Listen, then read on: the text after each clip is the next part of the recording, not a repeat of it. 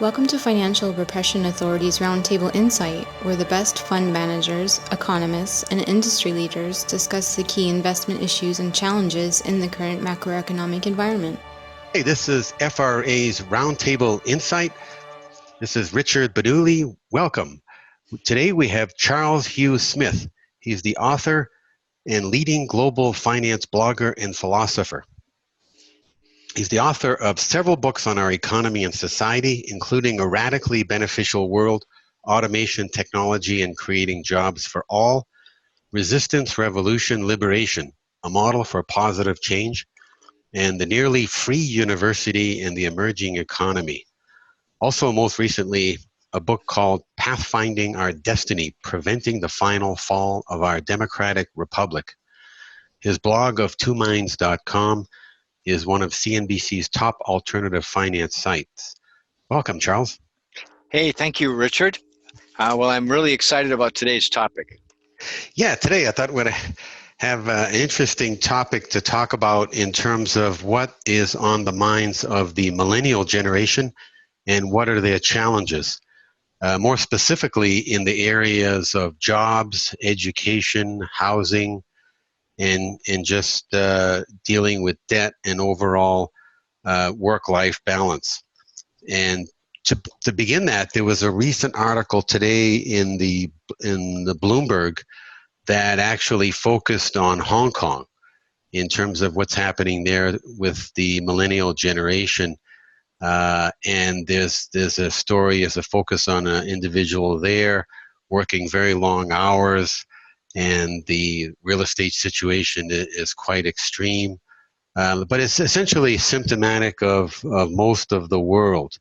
And so what we'd like to do today is to first identify what those challenges are, but more specifically to suggest solutions and ideas that while they may not work for everybody, in some cases they would pose really good solutions to some. So, what we can do is maybe begin with some topics on education, and then go into jobs, and then affordable housing. And a lot of our discussion can be based on Charles's books, his writings on the Nearly Free University, where the jobs are, how technology is affecting the job scene. So just wondering your initial thoughts, Charles?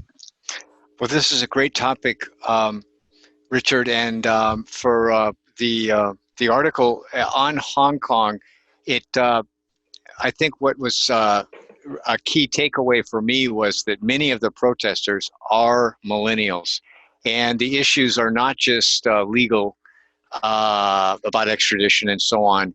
They're about what the millennial generation there feels hopeless about, which is having a middle-class life, and that you can be working at a job that's appropriate for a college-educated person like an accountant, and all you can afford is a little tiny cubbyhole in an apartment that's been chopped up into 6 rooms, and you're working 6 or 7 days a week.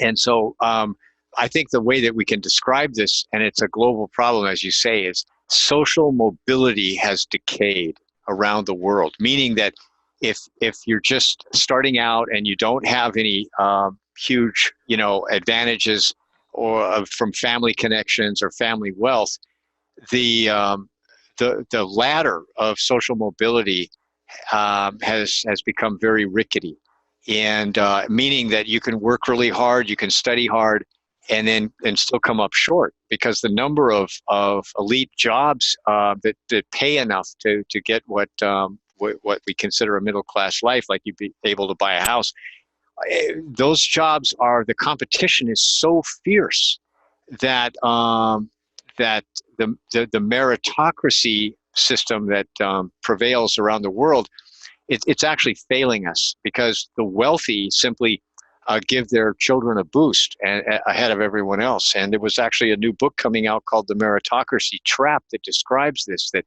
elite universities used to accept 30% of their applicants. Now it's sub 10%, 8 or 9%. And so it's just really hard to establish a middle class life. And this is what the Hong Kong millennials were expressing, that they realize that their parents' lifestyle and security is completely out of reach for them, and that's the core problem, and I think that we're trying to address and come up with solutions for.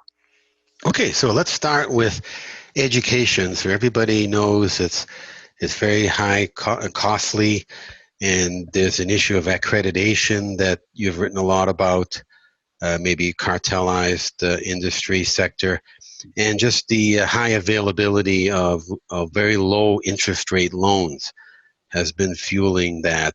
So what are some solutions here in terms of trying to lower the cost of education, lower the debt that students can get into, but still get a good enough education for good jobs and being able to thrive in today's society?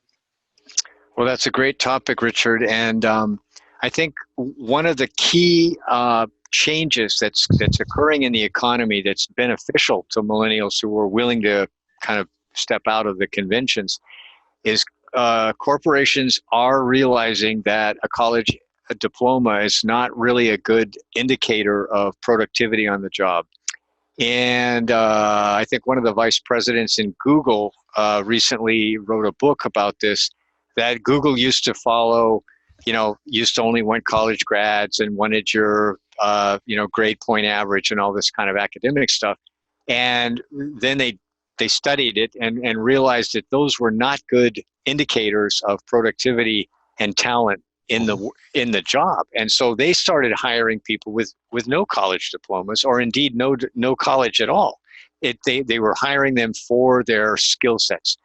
And so I think that the core advice I would have is focus on building skills, not acquiring credentials, because credentials only go so far, and they are depreciating in today's world because employers realize they're not really good indicators of how productive you're going to be on the job. So I would say build your social capital skills, like your ability to work with people, management skills, project management skilds, and then specific, specialized skills in database management and data mining and the kind of topics that you're interested in that use digital technology. That's the solution. Don't even worry about getting a college diploma unless you can afford to do so. And of course, the way to do that is go to community college for the first couple of years if you can, and then use the remote learning as much as possible at institutions that offer that and offer huge discounts for that, so that you can get a diploma more or less digitally. Yes, I would agree with that. In some cases, like a doctor or a lawyer, you might need a jurisdiction-based, accredited education with a specific degree, so that might be required. But in many cases, not. So as you mentioned, you can study online. There's lots of internet-based courses.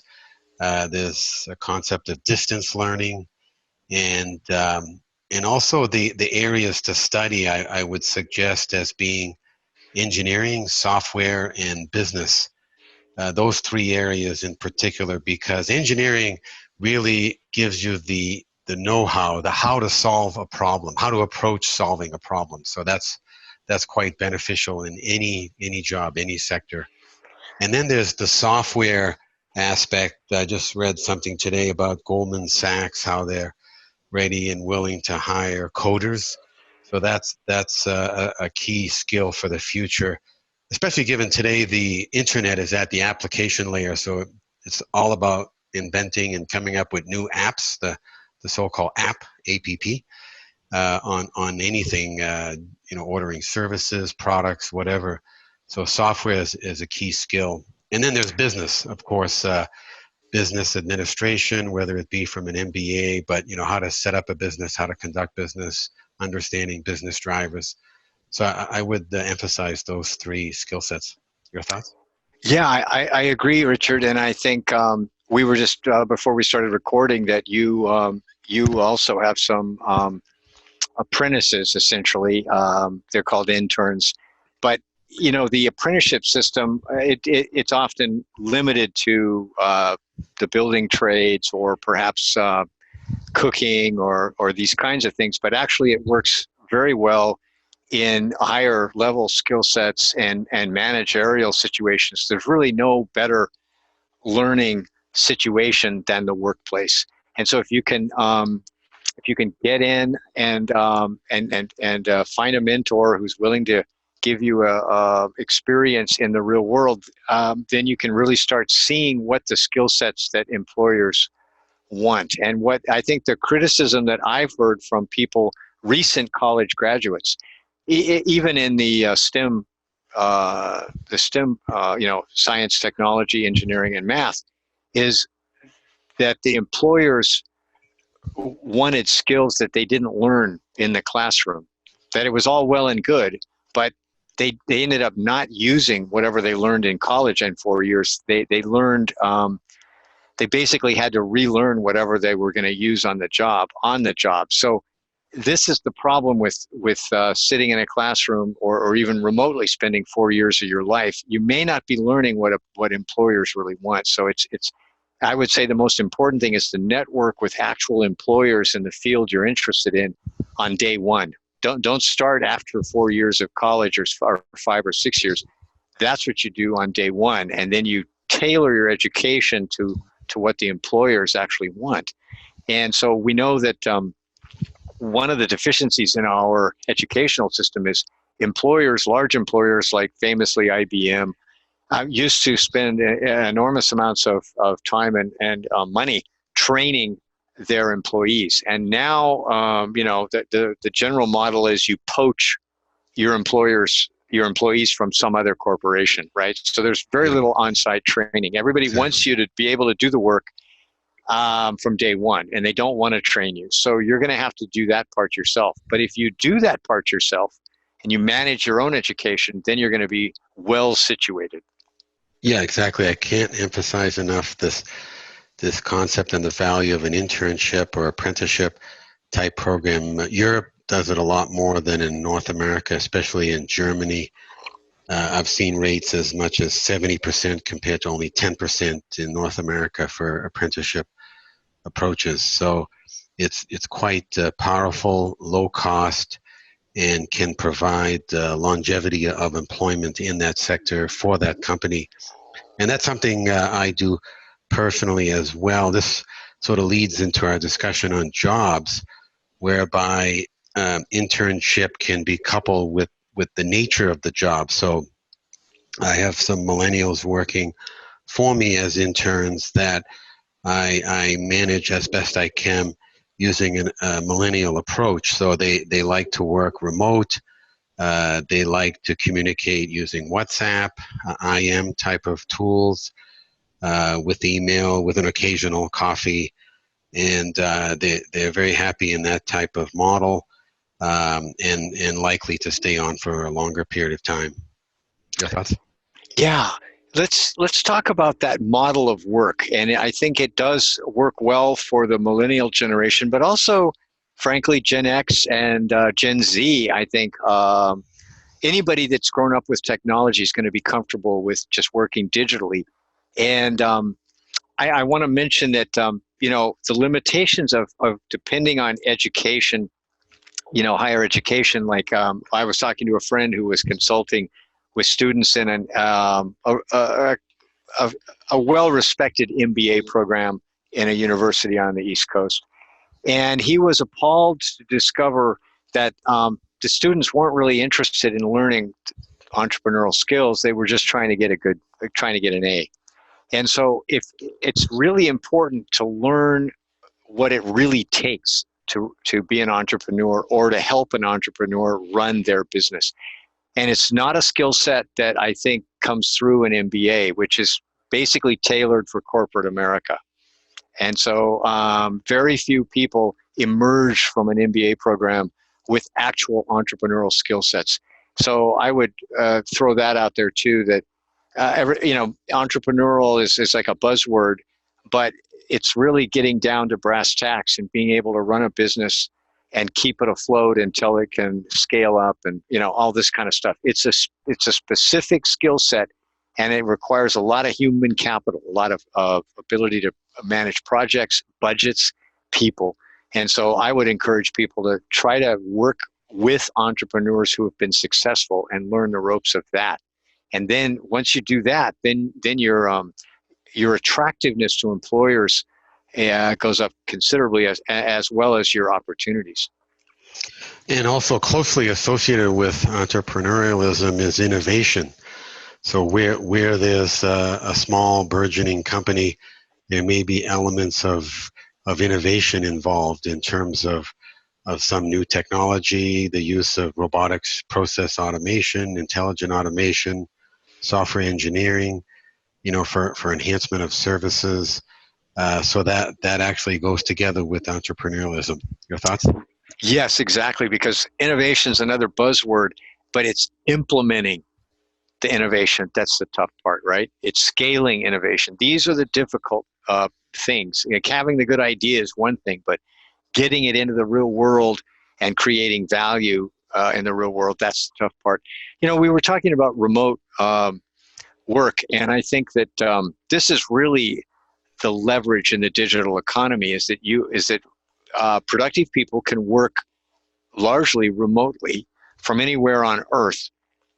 And so, with teleconferencing and all the other communication tools you mentioned, it's like face to face is like really not necessary, and that's a corporate structure that's spreading. Or within corporations, it can be divisional, where people may be answerable to the division head in Amsterdam, but they live in Singapore or something. So this is the new model, and it works really well, I think, because if you're in a workplace, a physical workplace, there's a lot of managerial issues that come up. Whereas in the remote work world, all we care about is you understand the task, you understand the timeline, you get the work done, and then you submit it. It's like it's a very clean, less emotionally cumbersome process. And I want to mention on this same thing that I was just reading a post from a millennial who was leaving San Francisco Bay Area because of the high expense and impossible housing costs and so on. And he said in his experience, he's never known a corporate employer to turn down a productive employee who wants to work remotely. So what he was saying is if you have a couple of years experience and you have a track record of being reliable and producing value, then no one's going to turn you down if you say, look, I want to work mostly remotely. And that frees you up to live anywhere you want. And that doesn't necessarily mean living in the middle of nowhere. I myself have a lot of my work decentralized. I could go in the office, but much more efficient operating out of a millennial cafe, just sitting there and doing the actual work, taking conference calls.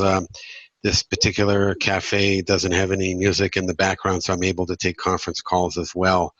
So it could be there in the middle of the city, or it could be in small towns across the country or different countries. So remote could mean anything. Your thoughts? Yeah, and Richard, I think that one of the key topics we wanted to talk about was housing, in that the Hong Kong millennials profiled in this article we're referencing mentioned the impossibility of owning an apartment, a flat in Hong Kong, and of course that's an issue in Vancouver.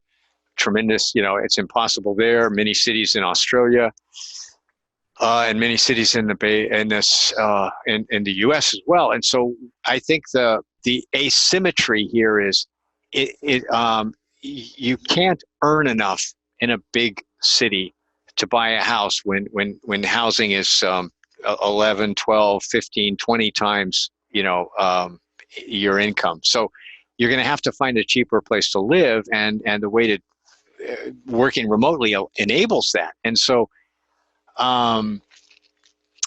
we were discussing before we started recording the idea that there's a lot of much cheaper towns and small cities in North America that are starting to get a cafe scene, starting to get a tech scene, starting to get some nightlife, and yet you can still buy a house in these places for under 100,000.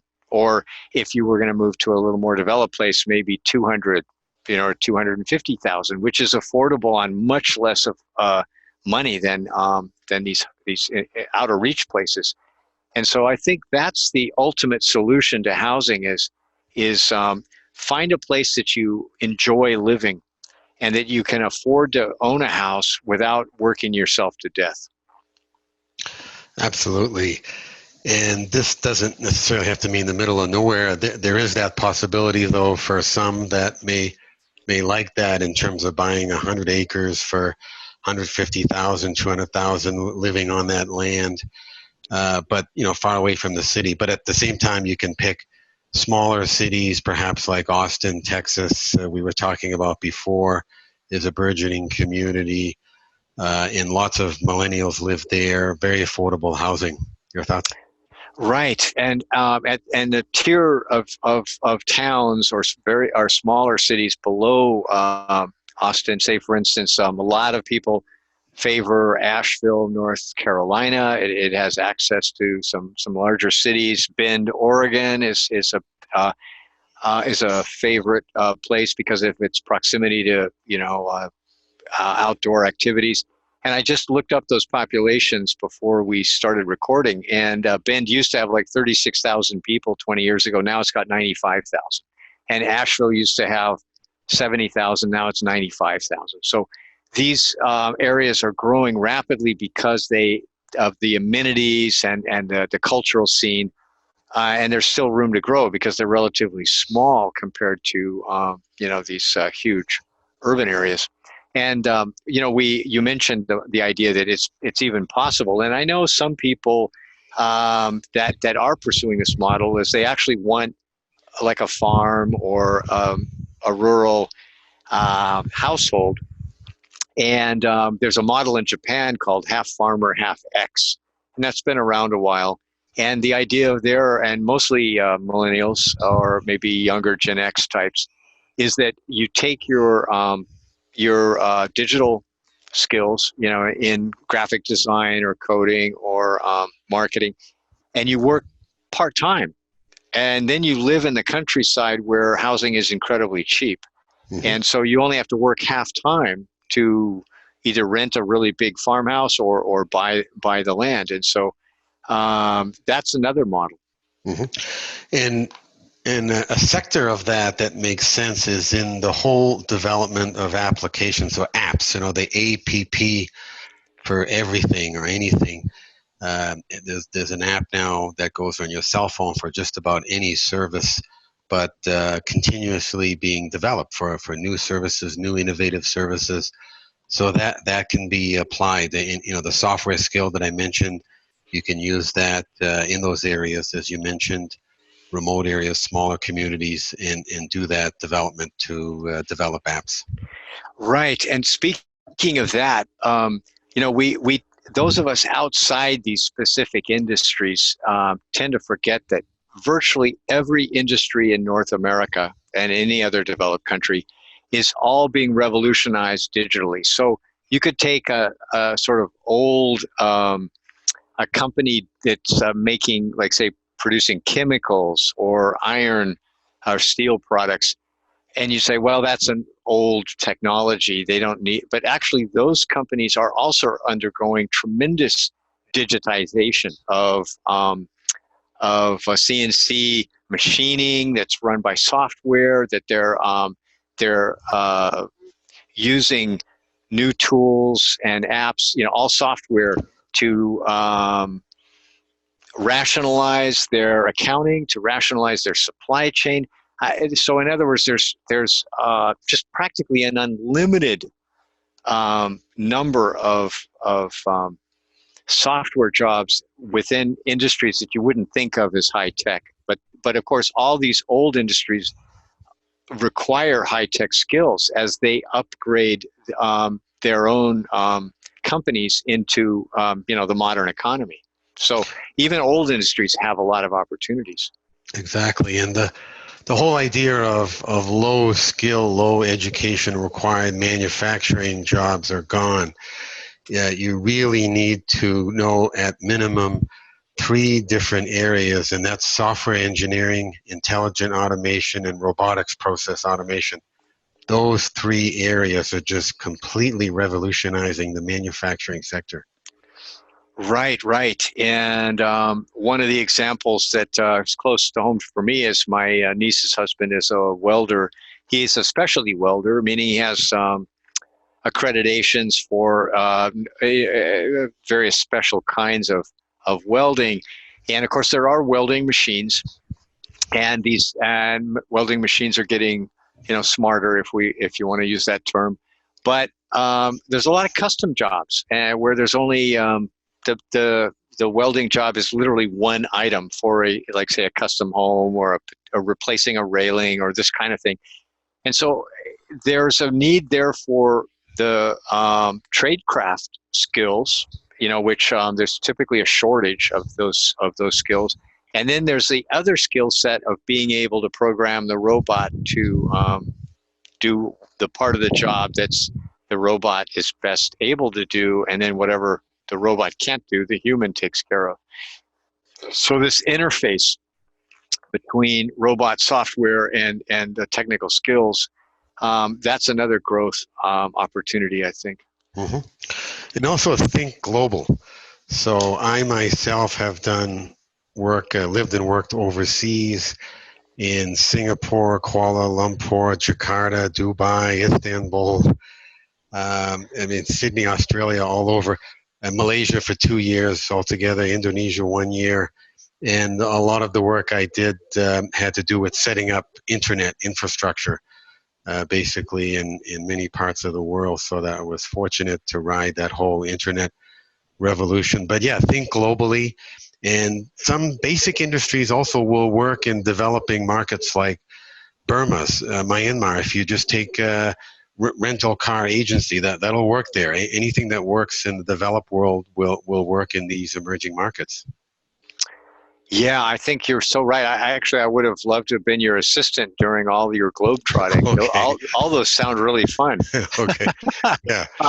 But a friend of mine just returned. He lives part-time in China, in Suzhou, and he was marveling at the way that China is more advanced than the U.S. In many ways. For instance, everybody uses their cell phone apps to pay for everything, from tolls on the highway to sharing meals to the Zao Uber type taxi service and so on. And so again, if you can acquire the skills to apply that kind of technology to existing industries, there's a lot of opportunity there. Like I can see that will come to the U.S. with time, and it's just who gets there first. Mm-hmm. Another big area of growth is in ESG/CSR. So that stands for Environment, Social, and Governance, and CSR, Corporate Social Responsibility. So what this means is how a lot of companies are getting into these areas where they're promoting a very strong corporate social responsibility program towards socially responsible investing or practices within their organization. There's a lot of international standards where companies can measure themselves towards this. And what it's characterized by are ESG factors. So things and what they're doing in the environment, social type of things, activities, and governance, overall corporate governance. Your thoughts? Yeah, interesting.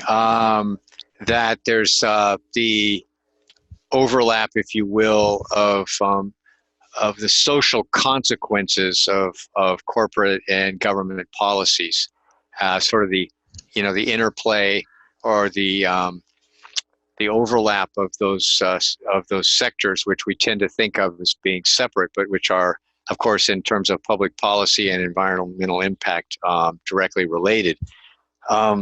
If I could, one of the topics that you mentioned was that you'd gotten some questions on was like debt and the so-called FIRE phenomenon, which is financial independence, retire early.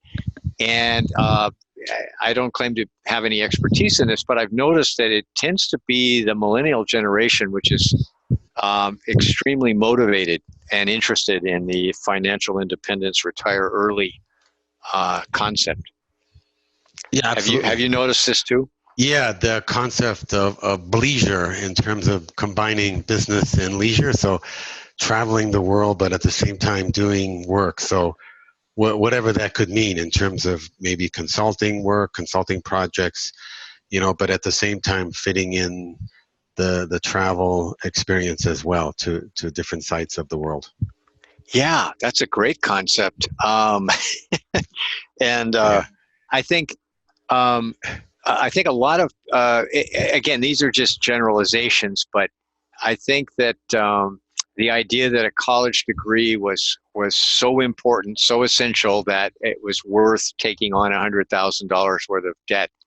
I think that idea is becoming increasingly discredited or at least questioned, and so for those people who already have that tremendous debt load, that is a problem, right? Because you're going to have to, despite various claims that that it's all going to be paid off, or you can default on it, and so on.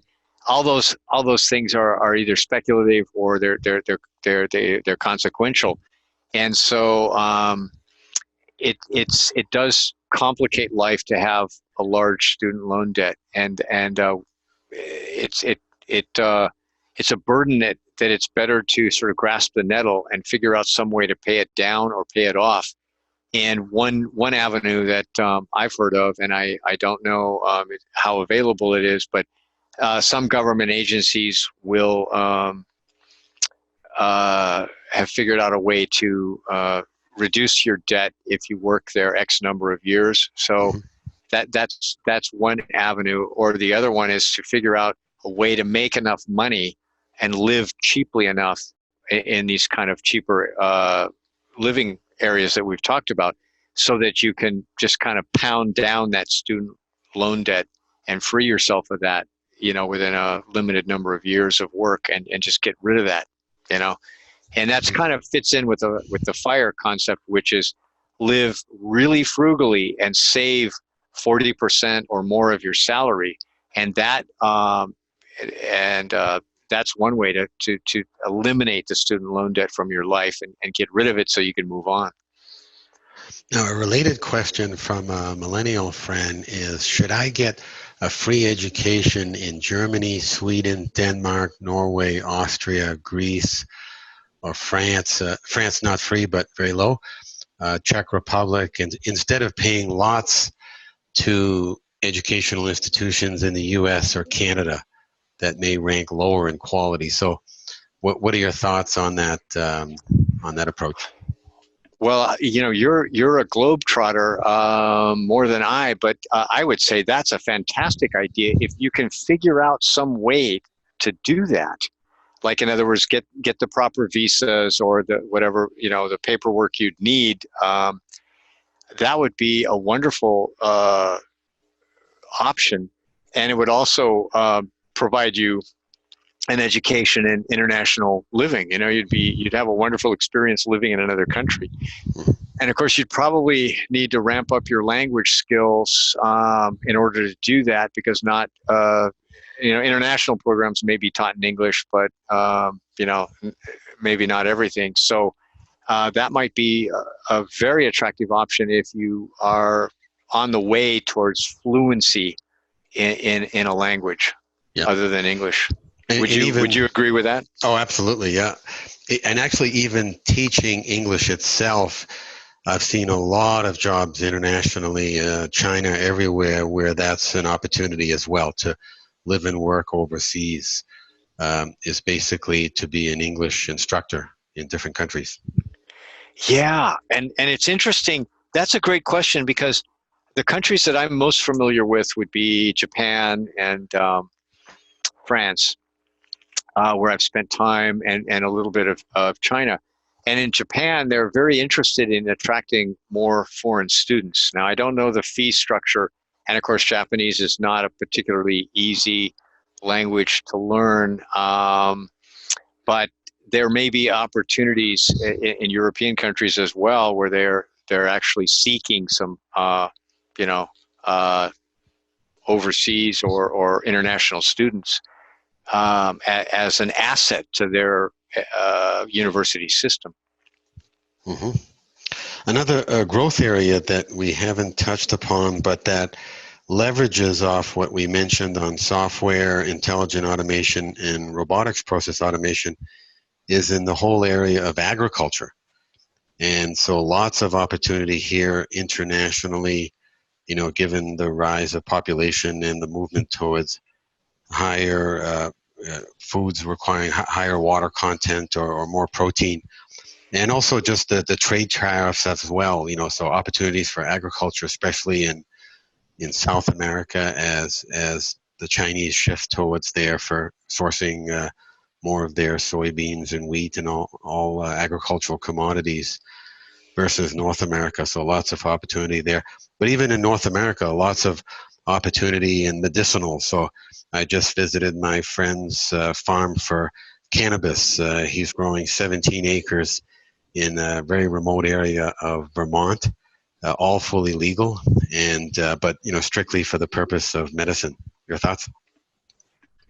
Great topic, Richard, because a friend of mine just mentioned that he was investing in a farm in the U.S. that was organic, but it was automating many of the processes in the sense, say, for instance, they were using drone technology to monitor the relative moisture levels in the soil, you know, so that they could turn on the drip irrigation when at the right time to conserve water and feed the plants the sort of optimal levels of water. And so, again, this is all high-tech stuff, right? I mean, you're talking about drone technology, imaging technology, database management, and so on. So, yeah, it's really phenomenal how every industry is being revolutionized. And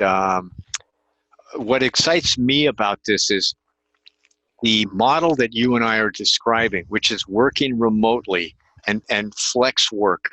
This is what we need for, you know, sort of the life balance that we talked about. And this book I mentioned, The Meritocracy Trap, the author goes on about how even if you're earning, you know, large sums of money, but if you're working yourself to death, you know, you're on call, you're taking work home, you know, you've got 24/7 connectivity, you have no time for your spouse or your children. This is not living. It's simply not worth it. So the goal, and I think millennials in general realize this, and they want live-work balance. And so I think the key is find a way to live, to work remotely, if at all possible, that aligns the income you can make in a normal workload, not a crazy 7 days a week, you know, 3,000 hours, billing 2,400 hours, etc. No, have a reasonable lifestyle that makes a reasonable amount of money, but live somewhere where that can be leveraged into a middle-class lifestyle. Mm-hmm. And I think along with all of this goes as well some of your principles from the books that you've written is a movement towards decentralization. So, you know, more local type economy as well. And I would say also a more limited government. So government is not the answer. Bigger government is not the answer. It's entrepreneurialism, the fostering of innovation. And to do that, there needs to be also a whole regulatory review process to eliminate duplicate regulations and also to address this whole concept of regulatory capture, whereby you have large organizations, large companies that may do lots of lobbying with governments in order to lessen the teeth of regulations and also making it more difficult for small entrants to go into that sector. So that needs to be addressed, this whole regulatory capture phenomenon that's just taken over many different sectors. And so in doing so, that would foster massive innovation and massive entrepreneurialism in many sectors. Your thoughts? Yeah, absolutely, Richard. And this is one reason why it's worth looking at smaller cities or counties with various cities in them. That because the large urban areas tend to be heavily regulated to where starting a business is simply unaffordable if you're going to follow all the regulations. And these regulations, if they have to do with work safety, fine. If they have to do with transparency, fine. If they have to do with accountability, that's all great. But most of the complexity you're talking about, the regulatory complexity, serves no purpose. It's not protecting anybody from harm. It's simply burdening people that are trying to be productive. And so I think you're absolutely right. When you're going to look for a place that you want to live or work, a place that is actually welcoming to enterprise and innovation in government, as opposed to places where that give a lot of lip service to that. And so there's a lot of lip service given to things like one-stop permits and so on. But it's like, you really have to explore that. Is when the rubber hits the road, do they really expedite enterprise-related stuff, or is it just fancy talk? Because if they are willing to expedite enterprise stuff and they are interested in innovation in government as well as the private sector, then that's a place you're going to be really comfortable with, because the costs will be low and you're going to have more opportunity. Wow, we've covered a lot of ground here. What are your final thoughts, or can you give us a succinct summary? Wow, that's a tough one, but I think I would say, based on my own books and attempts to answer a lot of emails I get from millennials, is don't be afraid of trying something different. The conventional thing of going to big cities, that's kind of a dead end, because you cannot make enough money to have a nice life there and have any lifestyle balance. And so it's explore. Even if it takes a couple of years of your life, explore other options and be willing to experiment out there. And that's the only way to find something that hasn't been exploited, or that hasn't been so overcrowded that there's no opportunity there, and the costs are just unaffordable. You're going to have to experiment. Yeah, and I would say strive for fiscal prudence, continue learning, be very adaptive, take risk, think outside the box, and also think globally. That's great advice. I think we should write that down. Okay. Great. We'll end it there. How can our listeners learn more about your work, Charles? Yeah, please visit me at of2minds.com. There's lots of free chapters of my most recent books and huge archives on all the topics that Richard and I have discussed today. Great. Thank you very much, Charles. Thank you. Great discussion. Thank you. The FRA Roundtable Insight Show is for informational and educational purposes only, and should not be considered as a solicitation or offer to purchase or sell any securities. The investments, investment strategies, and investment philosophies discussed or presented on the show each involve their own unique risk factors, which are not discussed on the show. Any discussions among the panel participants or responses to listener inquiries are based on the personal opinions of the panel participants and do not take into consideration the listener's suitability, objectives, or risk tolerance. Please be advised that you invest or speculate at your own risk.